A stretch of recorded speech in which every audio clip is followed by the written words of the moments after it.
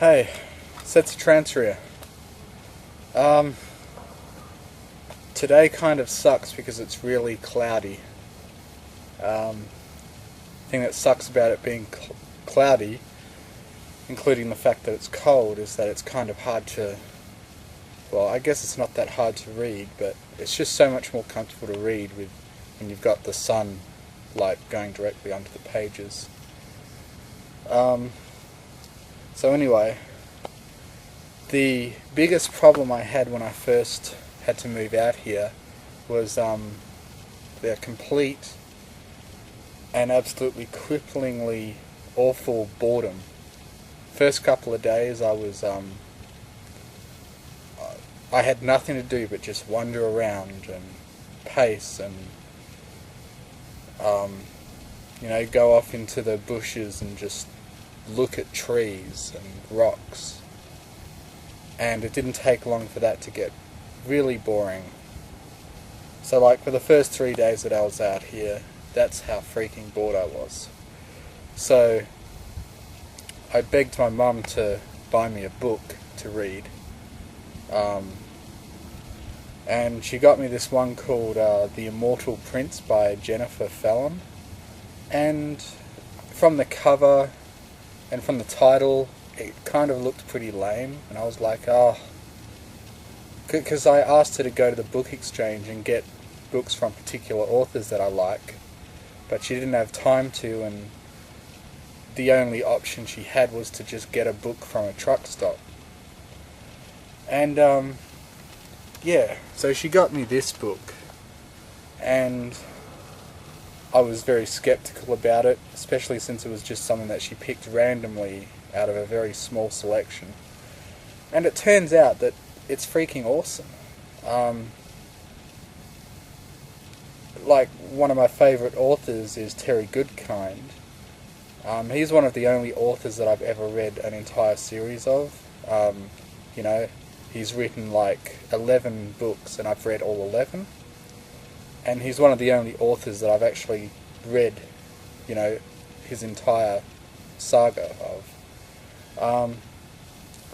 So yeah, she got me this book, The Immortal Prince by Jennifer Fallon, and it, it had a really interesting premise. Basically, there's this guy that is, that tries to get himself beheaded because he's immortal and he can't die. But the thing is, the reason why he wanted to get beheaded was because when his head grows back, he will lose all his memories, so it will kind of be almost like dying for him. And anyway, he ends up in this, what happened was the executioner was on vacation, so he ends up getting hung instead, and being hung, all it did was break his neck and his windpipe, which healed, and he ended up in jail. And what was interesting about that was that he kind of wanted to prove to them that he was immortal, and they wanted to find out if his claim of being immortal was true or not. But because of the laws in the country, there was no way to actually have him prove it, because it would be illegal for them to run him through with a sword or cut a finger off just to find out. But anyway, that's kind of the first 10 chapters of the story, and then things start getting really interesting and all these twists start coming along, and ends up being a really interesting and epic story. And I don't have the book to show you because I lent it to my mum and she's reading it at the moment. But anyway, what happened then was I was halfway through the book and I was like, Mum, this book isn't going to last me, another day. I really need more to read, or I'm going to die of boredom out here. So we ended up having to leave the camp, unattended for about 2 hours while we quickly went into town, and she took me to the library to get a library card and to get as many books out as I wanted.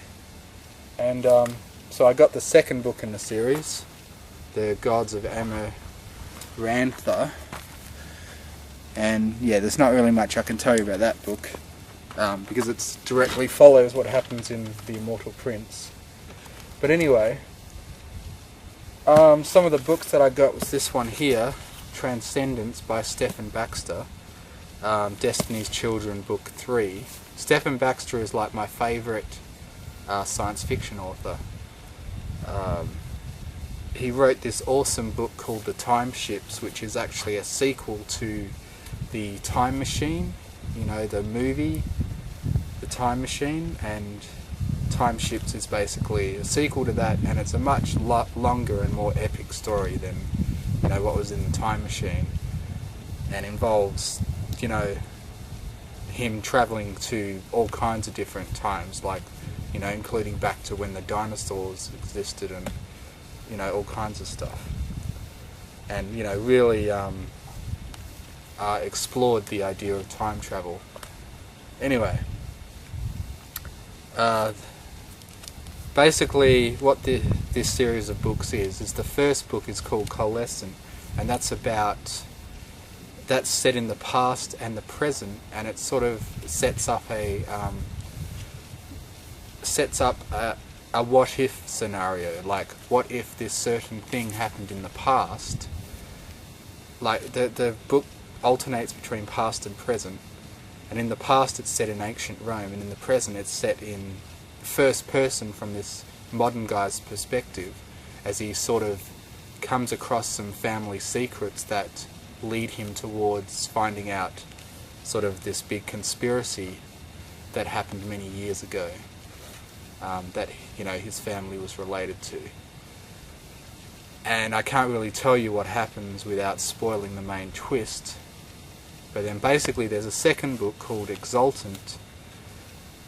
So, you know, the first one is set in the past and the present, and then Exultant, the second book, is set 25,000 years in the future, and is set when humanity has colonized basically the entire galaxy.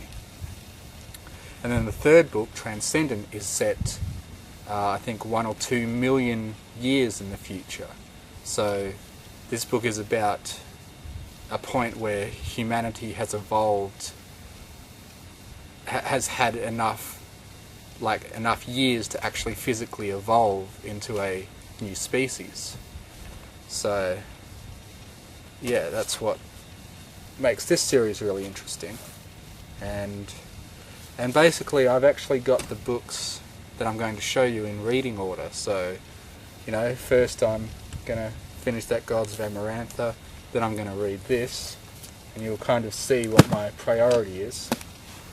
And then the next book I'm going to read is The Halfling's Gem by R.A. Salvatore. I actually had this book,